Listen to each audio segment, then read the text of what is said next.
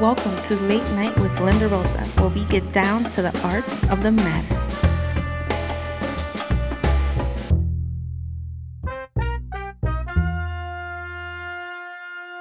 My darlings queridos, welcome y bienvenidos to Late Night with Linda Rosa, getting down to the arts of the matter. Thank you so much for joining me this evening again. I hope you guys have had a great week. I just wanted to thank you guys so much for your time, your attention, for your follows, and the subscribers. I really appreciate you guys. To those who haven't yet, I am on Instagram, Facebook, and YouTube, all under the same name, Late Night with Linda Rosa.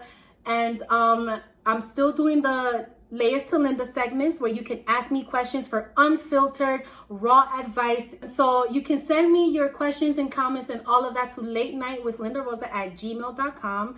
But you can also access everything through my link in the bio, and you'll get to everything, including the podcast, whether it's Apple Podcasts, Google Podcasts, you name it, I'm on it. So just feel free to reach out, follow, and all that good stuff. And we're gonna get into the topic. I feel like a lot of people are gonna have a lot to say. I think some people are gonna get in their feelings, and some people are just they don't give a fuck. But it's okay, we're gonna talk about it. The topic I wanted to get into today is the art of breakup and makeup. You're aware that this is happening. I think some people like that game. How many times are we gonna break up and make up and break up and make up? And let me tell you, I'm not saying that it's not fun. I enjoy the makeup part, but breakup is supposed to be not like, for some people that break up and they're together for a long time, they have a mutual agreement and it's fine. For the people that are still kind of involved, their emotions are involved, I feel like a breakup is gonna always be tough. And then the makeup is great, but who wants to go through all that fucking pain for some good old sex? Goddamn. When you say breakup, because some people say breakup to makeup. So what kind of breakup is it? Because this is the thing, right? Some people say they like to break up to makeup, but in my head, I'm like, is it foreplay? Do you is breakup a foreplay for you? Do you guys, there's people, what do you call that? People that fetish, have a breakup. I think it's called a breakup fetish. Maybe. Do you guys break up on purpose to then be mad at each other and then make up? Because to me, that's just fucking foreplay, or the thing where everybody dresses like something that they're not. I feel like that's a game. I don't see the art of breaking up to makeup as something that people take seriously like that. So that's what the fuck I want to talk about today. I don't know. You said for people that do it on purpose. I just feel like... You don't think some people do it on purpose? I don't know. Probably are aware that it's happening, and I know that a lot of people sort of take it for granted. They're like, oh, we're going to break up. We'll be back together here in a week. Don't worry about it. Why would people do that, though? Well, I think there's a few reasons. I personally am not a fan. Mm-hmm. So our stances on this is I'm not a fan. Mm-hmm. And only because I just think that it's a vicious cycle of entanglements. I think that it's one of those things that I'm not a fan of. And only because if you need a little spice in your relationship, go do something. Go on a trip, learn a new thing. But what if that is the spice? And a lot of people use it as a spice. They're feeling a little mundane, so they break up because it's a little bit of a rush, and then they don't want to accept the fact that they shouldn't have broken up and now they're back together, and that lovey-dovey. People lose a spark, and for a lot of people, breaking up makes you miss that person, so that spark comes back. Go away for a few days. Go away. You can't go away. People do it for a rush. I'm just But there's so many ways to get rushes. Let's dead ass. I would rather jump out of a plane. I honestly, can I tell you the real shit? Think that some people do it for real, because I think people use that. The reason why I wouldn't even entertain art of breakup and makeup that much is only because I feel like some people will use it in their favor, in the sense that they're always going to break up with you when it's convenient. And they're going to come back. And then if they make a habit of it, you're going to hear, we'll get back together. We always do. And I guess it's also the reason. I'm trying to dissect this, because I said, me personally, I don't care to entertain the idea of it. But if somebody is breaking up because of some nonsense things, then when you get back together, bad feelings or any a sour taste in your mouth. But if it's because of cheating or lying or something that really breaks a relationship, then I don't know. Do people really just break up? I don't know. Well, see, another this topic's a little, it's a little like I iffy. said, it's messy. It's messy. Who's ever broken up simply to teach this person a lesson because they need to know what it's like to not be with you? Some people will break up just to prove a point. That's a good point. You know what I mean? Just to be like, oh, for real, so you want to ask, so let him know what it's like. And like, I mean, Princess, like that ultimatum thing. An ultimatum, like the Princess Diana's oldest son. He did his girl, not Megan, la otra, Kate. Kate, she did the same thing. She broke up with his ass, and the next thing you know, they got back together, got married, boom, and they broke up for a while. So, see, I feel like that if you're doing that because you want to see if like this person's gonna start acting right, if all of that, then there's a chance that this person might not come back. You just giving him way too much or her too much opportunity to get the fuck out. People will break up and then come back together later, and in my head, I'm like, but why? Mm-hmm. Why are we constantly breaking up and making up? Yeah, I understand couples that break up and then find themselves back together. Yes. The break up to make up. But do you also think that sex has something to do with it? I think sex has a lot to do with it. And I think in different aspects of sex, in the sense that, one, I'm not trying to go find no new dick. It's comfortable. It's comfortable. It's easy. It's familiar. And And see, I talk crazy. She makes it sound pretty. I don't give a fuck. She's like, it's the same dick. I'm like, it's familiar penis. It's regular dick that you know, and you don't want to, add another one to your belt. And, when you with somebody for long, they know the nooks and crannies and the little things that get you where you need to get to quickly. You understand what I'm saying? So a lot of times, I think that's, it's just easy. I think it is. I think sometimes people break up, and to make up doesn't even exist until later when they get lonely. I think that lonely, 3 a.m. that 3 a.m., Drake's Marvin rooms playing. You know what I'm saying? You used to roll over in your bed and he used to be there, and now he's not there anymore. Now your stupid ass got a whole vibrator you don't want to use. It can just get so complicated because let's just say his intention was to break up. That's what I want to do. That's my intention. That's where I'm at. The sex will make it messy. Mm-hmm. And to me, the sex is the makeup, obviously. So, and it's just, it makes things so complicated. There's a lot of women that participate in that behavior because it's in that makeup time frame that they feel the most seen, that they feel the most felt, that they, it's during sex. Because so many people are like, oh my God, but his dick game is so good. No, that was just the only time you felt seen by him. For a lot of people, it's within that makeup time frame, right? Because after a couple weeks, a couple months, it's done. It goes away, so you break up again. I don't know that I can get on board with it being an art, if you will, and I know that we're dissecting it and we're trying to see every point of view of it, but I just think that, like you said, there's either confusion or maliciousness, and anyone who does it as like a consecutive thing, that they do it habitually in all their relationships, I think it's just a person that is inconsiderate, one, and two, I think it's a fuckboy trait. Like, you know what I mean? Like, it's that is a fuckboy trait. It's just not something that any it's selfish. Woman should be entertaining, it's selfish. And any man rather. But I think that everything that we've been talking about women empowerment, about how it's a man's world, about how everything has just been part of how we function, it comes back down to that. Like, you play these games because whatever, you're missing a piece of you in your inner beauty wise, or you're missing a piece of you as a whole person. But it comes back to the fact that it's not so much an art form rather than someone using it to their advantage. And if they're using it as foreplay in a healthy relationship, I think it's something that it wouldn't be called makeup to break up anymore. It's a game at that point. I would, because if I'm telling you, honey, I'm into breakup to makeup, I feel like it's no longer the spontaneity. It's no longer, right. So I think I have a hard time wrapping my mind around people who do this as somebody who has genuine intentions. There's no art in breakup and makeup, because especially when you're hurting people, because you're right, it is malicious. Been in situations where my friends or people that I know have been like, oh, this is happening and we broke up because of this. That's a scarlet letter. Like, the whole time I'm thinking, like, you did my girl dirty, or you did my. I mean, don't your friends even do that? Don't your friends even get protective of shit? That's what I'm saying. Like, so, you know what I mean? Yeah, like, you, I mean, I personally... And because you always need to speak to someone or whatever, but don't divulge all the nitty-gritty. I don't think it's important. I don't think it's necessary. You're willing to have that taint your relationship for the rest of your life. I couldn't agree more. I think you're right. I honestly don't think that we need to be sharing all our relationship information with everybody, especially because you're going to look like a dumbass when... Because the thing is, you know, when you're mad, you say things you don't mean, you start dogging somebody's name, and you start doing all this stuff, and then you get back.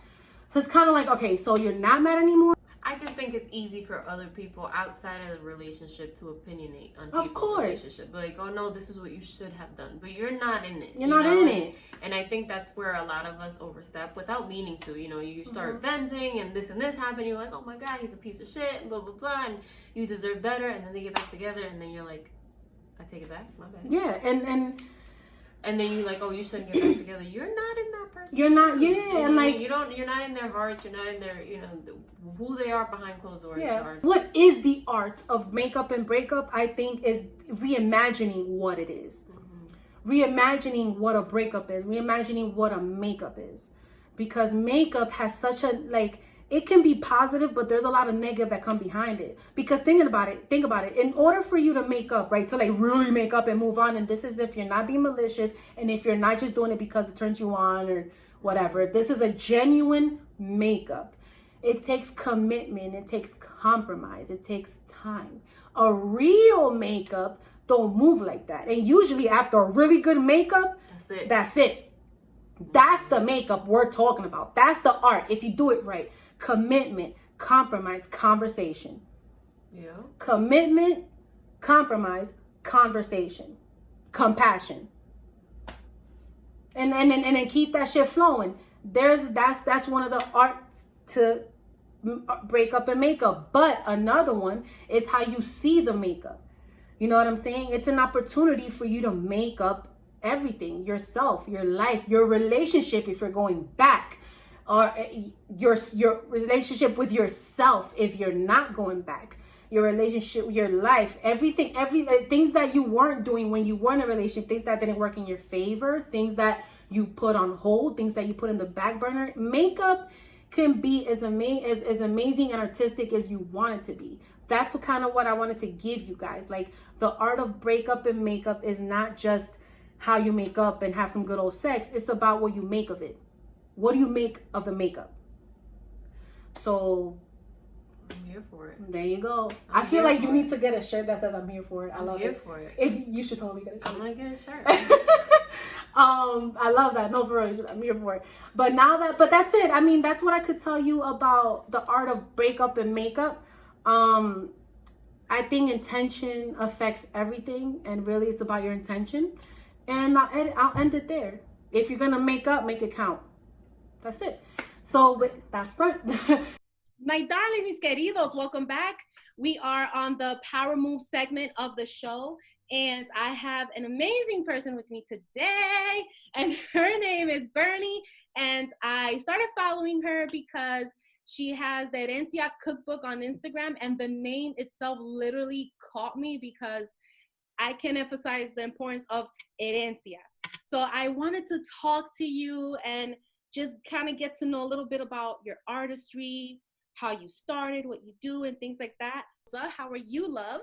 I'm good, and I just want to take the time to say, you keep saying how you're grateful, but I'm so glad you hit me up, because once you hit me up, I started consuming all your content, and I felt like I know you or something like that. The glasses, the lipstick, I'm like, this is my kind of girl. Your energy just caught mine, and I'm telling you, I went, so you guys know how like on Instagram and Facebook that they always tell you like, oh, people to follow or you may know or whatever. And I was like, I don't know herencia, but I'm all about the herencia, whatever. Cause for me, herencia is like leaving a legacy, leaving something, leaving your mark. My mom is Salvadorian American. My dad is Mexican American. So I have like this triple identity of like Southeast LA and Salvi and Mexican. And I really I wouldn't, if I die and come back in another life, I hope I'm Latina again, because I love being a Latina, And so to me, the best herencia that my parents could have given me is this Latina identity. The cookbook, the name came because like it is a legacy. Like there's recipes from my suegra, my mom, recipes that I wrote, obviously, my grandma, and there's one recipe from my great grandma. I got to know her for the first 10 years of my life. So to me, that's like legacy. Like that's a way of passing on family tradition or cultural traditions through food. And so, and I wrote the book and produced it while I was pregnant. So I'm like, how did you come up with the artistry of creating this book, and what inspired you to do so? Is it the story behind the recipes? And so it's a couple things. So one, I would say, like speaking of herencia and legacy, I'm a second generation food entrepreneur because my mom owned a panaderia when I was growing up. right. Oh. Yeah, so I was just always used to seeing my mom be an entrepreneur, be a chingona, just be a badass and just do her thing. So it's just something that I've always seen, like just Latina entrepreneurship is just something I've always seen. And I guess it just started like, you know, when I moved in with my husband, I would cook a lot because I like cooking, and he would be like, "You need to sell this. This is so good. You need to sell this." I'm like, "You're my man. Like you're supposed to say." You're supposed to like it. Like we already live together. Like, yeah, bájale 2 rayitas, you know. And but he used to tell me, he's like, "No, you like." I would make something, and it'd be like unique or like fusion or something, and he'd be like, "You gotta sell it. Like your mom was in the food business. Like you could do it too." And I was like, "No, like I don't know if I want like a restaurant. I don't know. It wasn't clicking. I think because I had this fear blocking me. And then, you know, I've always been like intuitively like into writing. Mm-hmm. So, you know, I was like, well, I should at least write these recipes down. You know what I mean? Like recipes from, I'll call my mom. My dad knows a lot of his mom's recipes by memory. I'd call my suegrita. And so I kind of started writing the recipes like as a personal project. And then each recipe kind of reminded me of like the story or the memory behind the matriarch. Like, yeah, I was learning how to make enchiladas in my 20s, but I remember when I was a little girl, my mom would make like cheese enchiladas for Lent or something like that. Yeah, yeah. So I started like writing these down. But again, there was like fear, like paralyzing fear blocking me. So I was writing it in my free time. I was working a 9 to 5. I would write it on the weekends when I wasn't partying. Hello. Right? Or like after work or something like that. And I think I was like halfway through, and it was more like a hobby than like a business. I was treating it like a hobby. I wasn't giving it the respect that it deserves. Like, I'll be honest. You weren't hustling it like a business. It was just like a way for you to express your artistry through the cookbook. And yeah. And my husband's been in my corner since day one. He's like, how did he put it? He's like, look, it's a really good idea, and if you don't do it, I'm gonna mourn. Because he's like, I think the world needs what you're making, like stories about like Latina matriarchs and how they show their love or their empowerment through food. And so then the pandemic happened. So I got pregnant, and then the pandemic happened, or the quarantine happened, and then I got put on bed rest. Oh wow. I'm fine, baby. Okay. I'm fine. But I got put on bed rest like as a preventative measure. So I'm like, okay, so I'm quarantined. I'm in bed. I can't do anything. Like I'm pregnant. I'm like, what am I gonna do with all this time on my hands? And so that's when I said like, and I don't want to discredit how serious the pandemic has been for other people. Yes. I respect that, but like for me, it was almost like a weird blessing, you know. Like I tried looking at it like a blessing. Like, yes, I'm pregnant during a pandemic. Yes, I'm on bed rest. But what if this is the kick in the ass that I need to give this book the respect it finally deserves? So I started writing it with no fear, no limitations. And once I shifted my mindset like that, it just started flowing out of me. And I would say like what took me a year to write, like halfway, I did the other half like so quickly. And I'm a firm believer that when you're doing the right thing, the universe will have your back, and things just start. Yes. Kind of just, because that's your true intention. For me, I feel like we're in a spiritual revolution right now. I Yeah. feel like I think this is an opportunity. I know it sounds crazy, and that's why I'm glad you said that, because I don't want people to think that we're saying that the pandemic is great because it's no. I'm simply saying that right now I feel like it's a spiritual revolution, because it's like you're forced to look at yourself. You're forced to, some people are forced to reinvent themselves. So now you're taking a route that you never even knew that you would even take. You're recreating yourself. It's like you're spending a ridiculous amount of time by yourself. So it's like it's like fixing yourself, or getting to know yourself, or getting into projects and building things and things that you wanted to do for a long time. Right now is the time. I think another thing that was also motivating me is like I considered my due date to be like my deadline. I'm like, all right, Bernie, you have time right now. You have time right now. You're on bed rest. You're on quarantine. When this little boy comes, you're probably not gonna have this time. So I considered it like a deadline. So kind of like that now or never.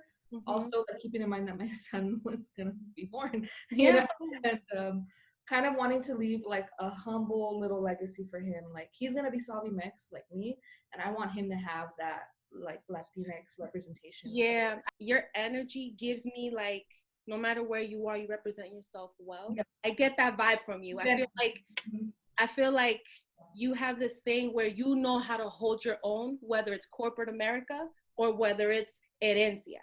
And I just want to know how you use both. Hello.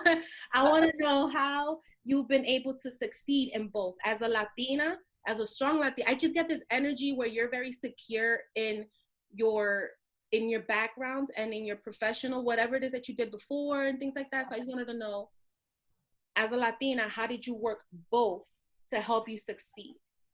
Yeah, and I'll say one, it was my upbringing. Like the way and how I am, I owe to my upbringing. One, I'll bring up my dad. He was raised by a single mom, so he is not intimidated by strong women. You see what I'm saying? And so when I was an adolescent, like I remember he took me to like a book fair, just him and me. We'd spend a lot of like quality time alone. Yeah. I'm the favorite. No, I'm just kidding.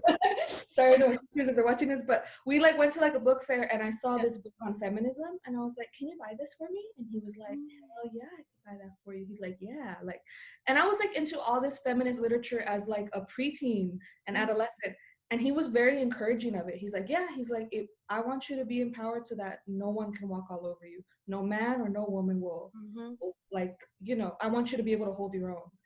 And I think like to have like a Mexican dad be so encouraging. That's crazy, because in the Latino culture, women are taught, I'm gonna say most women are taught to be submissive. Yeah. You know? And you don't seem like, you may be submissive sometimes, but you don't seem like the type to be like, okay, to everything, you know? Yeah, exactly. So he was always really encouraging, exactly, like choosing your battles, thinking critically, and holding. And so another person who influenced me was my mama. Like I said, like she was an entrepreneur, she was a working woman. What I love about her is that she ran her business, she managed her marriage, she raised 5 kids, she would go on date nights with my dad, she would have me time, her shopping time, she did all that, and she always had like her lipstick and heels on, and I was like, Ama, like how do you do this? Yeah, so she never, like, she talks to me now more as an adult. She would talk to me here and there, probably not as much as my dad did, but just seeing her living example, I was like, oh, like, I'm gonna be like my mom. Like, she, you know what I'm saying? And then since my mom was a working mom, my grandma would watch me a lot, my dad's mom, the single mom. And she's down. Like, she's down. Because she had to be, you know? So I would say those influences really shaped me into who I am, and that's why I'm so comfortable in my skin. I'm not afraid of confrontation. Like, I'm not gonna like go up to you and pick a fight, but like, you know right. You carry yourself like a lady, and you hold your own when it's necessary. How do you maintain your creativity? How do you maintain it alive? How do you maintain that fire? Like, what do you do when you feel like you get writer's block? How do you handle that? Yeah, so I'll tell you this. Like I said, writing has always been intuitive to me since I learned to write. I was writing stories. As a teenager, I wrote like angsty poetry, if you could call it poetry, you know? And then when I started dating my husband, I'd write him love poems. And now Did he keep them? he better. No, I'm just kidding. He did. He did. Yeah. Yeah.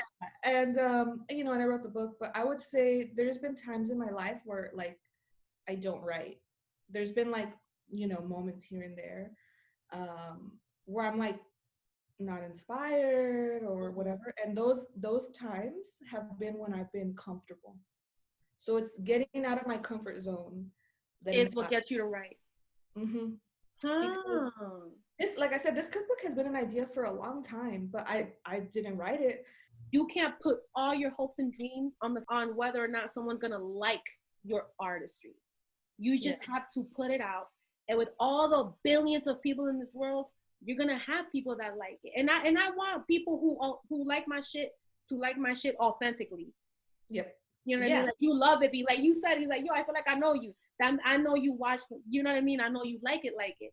So I feel I couldn't agree with you more. So tell us a little bit about the book. Yeah, for sure. Mm-hmm. So the book, like I said, there's over 65 recipes. Each recipe is either like inspired by Salvi cooking, Mexican cooking, Los Angeles cooking, maybe a combination. And each recipe is preluded by an anecdote or a memory about the person who inspired it. So my grandma, my mama, my suegra, God bless my suegra, I love her so much. I wish everyone had a suegra like her. And so it's inspired by people like that. And another thing, speaking of like herencia, like going back to that, is like I do shout out the women of my life who raised me, but this book is also modern. Like I was working a 9 to 5 and writing a book, okay? And I'd come home and like cook dinner and like take the measurements and kind of write down the recipe, to test the recipe, for example. I don't got time to do everything by hand, so like, am I going to use my blender instead of my molcajete? Unapologetically, yes. Unapologetically. Yeah. Like, am I going to use an immersion blender instead of mashing my beans by hand? Hell yeah, so I really want to offer stuff I really want to offer value to modern women like you and me who like maybe we work a 9 to 5, we have a passion project that we're working on, and we got to put dinner on the table and we got to look chula while we're doing it, right? So, she gets me. Yeah, or like maybe I'm gonna make caldo and like I know that caldo is a good recalentado for during the week, so I don't have to cook every night of the work week. And then on the weekend, that's when I'm gonna take my time to make like enchiladas, which require a little more time and effort. You know what I mean? So that's what you can really get from the book, is like giving todo respeto to the matriarchs and the doñitas, the señoras who raised us, while making it accessible for a modern day Latinx person. Like, we're on the go. We have a lot going on. We still need to get 10 hours of Instagram in. Yes. I did want to ask you, yeah, since you know recipes and you're happily married and you have a kid and you clearly have a very, very loving background, what is your recipe for love, life, arts, and artistry? Love, life, and artistry recipe. Love, life, and artistry. This is not a literal, right? You don't want my carne asada recipe. No. Low key, I do want the carne asada recipe. You can eat. I'll take it from the book. There you go. Because you'll love life after you eat the carne asada, and you'll feel inspired by that artistry. Yes. I love it. But yeah, it was more like metaphorically. Yeah, just making sure. Yeah, I would say like a good recipe for love, life, and artistry is some ingredients would be authenticity, self-awareness, pride of where you come from, and goals onto like where you're headed. And that's gonna be, and then put up with a little bit of that. And that's it. Yeah. Okay, cool. And the importance of women empowerment. How do you feel about that? Oh, it's fucking important. It's like really important. Yeah, you gotta it's something that you can't neglect, but I would say like a really good mindset to have is like there is enough abundance in the world for all of us. Yes. Like if you do good, like I'm a root for you because I'm like another Latina is doing good, another mujer is doing good. Yes, that's how I see it. Yes, yes. Yeah, for sure.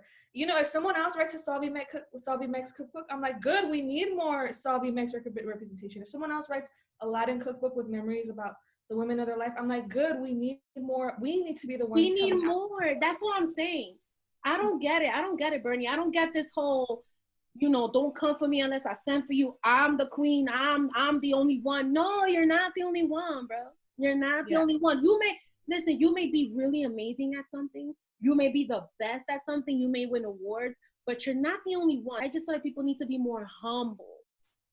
And understand that we all working out here, Yeah. Good. Sorry. I also try to surround myself with other ambitious women. Like there's girls on my phone that like they're business owners. They work a 9 to 5 and they got their side hustle going, or they're going to school, like they're my age and they're going back to school to do something. Like those are the type of women that I want to surround myself with. And I think that makes a big difference too. It's I couldn't agree more. Just as ambitious or more. You know what I mean? Like I always ask my fellow artists, any words of encouragement or advice for anyone who wants to do what you're doing, whether it's write a book, cook, recipes, anything like that. Any words of encouragement, man or female, if they ever feel down or have anything you want to share for any of our starving artists out there looking to do something similar. Yeah, for sure. There's a couple things. And the best thing I can tell you is what I wish I would have told myself when I was like lagging this project for so long. You know what I mean? One, when you're doing what you're meant to be doing, the universe will illuminate your path and you're going to get all green lights. So why would you hold yourself back from that blessing? If you're feeling called to something, it usually feels like a tug from your heart, like you're being like pulled forward or something. That's how I like to describe it. If you're feeling that, why would you shut yourself off to the blessing of what you're meant to be doing? You see what I'm saying? So go for it. Surround yourself with like positive energy, positive people, because they're haters. There's haters who are too scared to do shit for themselves. Who are gonna shit on your ideas because they're like, why are you gonna do that? Like, thankfully I didn't encounter any of that. I had a lot of people in my corner when like I said, my parents, my husband, my suegra, they were all like down. My cuñadas, they were all like, yeah, like how can we help you with this book? So I'm blessed in that sense, but I've had, in other experiences in life when I've tried other endeavors, like there's been people who just, so don't surround yourself with that. Don't pay attention to that, and just really just try to surround yourself with positive energy and go for it. Like baby steps are still steps forward. So if you're working like 2 jobs or something, everyone has 24 hours in the day, and you just got to be disciplined. Like I was telling you, like it took me a long time to write the book because on the weekends, like sometimes I wanted to go clubbing with my man. Hello. Well, I got pregnant, right, everybody? Don't with me. This was back then, guys. Or maybe I wanted to go like on a weekend trip with like my husband and another couple, and like I don't want to be writing then. So, it took a lot longer. I could have been like sitting back and making royalties off the book right now if I had started when I really got inspired. Yeah. So it takes a little bit of discipline. It really has a lot to do with your mindset. And you just gotta keep making baby steps, like stop procrastinating. Like I'm giving a little bit of tough love right now, but like stop procrastinating. Another thing too is do not, for the love of God, do not wait for anyone's permission. Girl, say that again. Do not wait for anyone's permission to do what the heck you're meant to do. You know what I mean? Like, and I'll give you this example, because whenever I start getting in my own head and having doubts, I just think of my mom. She came here. She went to English school. She met my dad at English school. And, she started apprenticing. She wanted to earn while she learned. And she didn't go to business school. She didn't go to pastry school. She doesn't have like a degree in PR or anything, but she made that shit work. She didn't wait for the diploma. She didn't wait for the permission. She just went for it. She's like, you know what? I apprenticed at Cuban bakeries. I apprenticed at Mexican bakeries. I've helped a friend launch, she helped a friend launch a business when she was pregnant with me. So it's in my blood, you know what I mean? It's in your blood to hustle hard. Yeah. No, I love that. And I love the emphasis on not giving a fuck about permission, validation, and support. Yeah. Yeah. You Exactly. know, you don't need a lot of either of those. Yeah. You don't need or like you said I have my family and my extended family, they support me. I went into this with nothing but hope. You know, and damn it, that's how I know you're a writer, because you just know what to say. I swear to God, you know, the best thing that happened to you was that you were a female, because if you were a man, you'd be getting in trouble, girl, because you just know what to say. You just she just be knowing what to say. How do you think I got married, girl? And I'm just kidding. Hello. No, I dude, wow. This is a great interview. I couldn't agree more. And the reason why what you're saying resonates so much is because I cared so much before. And I'm not gonna lie, sometimes it still it still gets to me, you know. And it's normal. We're human, it happens. But that right there that you said was something I had to literally deal with. Not having all the support you wanted, not having all the, you know, validation or whatever. And I had to realize you don't need that shit. You just do it, and whoever fuck with it, fuck with it. Yeah. And if they don't, that's cool. At least you know que dejaste una herencia. Hey, and that's how we're gonna end it. Love it. Oh, good stuff. That was amazing. And I'm gonna end it with that. Thank you, Bernie. Gracias a ti. So with all of that being said, I hope you guys learned something new, got some new tips, laughed a little bit. Thank you guys so much for joining me. Evie, I love you. Thank you. Thank you. And I can't wait to have you back. I swear. It's so good having you here. Thank you guys for your time and your attention. I truly, thoroughly love and appreciate you, every single one of you. Please remember to follow and subscribe to our Instagram, Facebook, YouTube. You can listen to our podcast and all channels, whether it's Apple, Google, Spotify. It's all in our link in the bio. And if you would like for me to answer any of your questions, you can send me an email or message to latenightwithlindarosa@gmail.com, and I am happy to answer any and all of your questions. And with all of that being said, I hope you guys have an amazing day and that tomorrow is even better. I'll see you at sunset.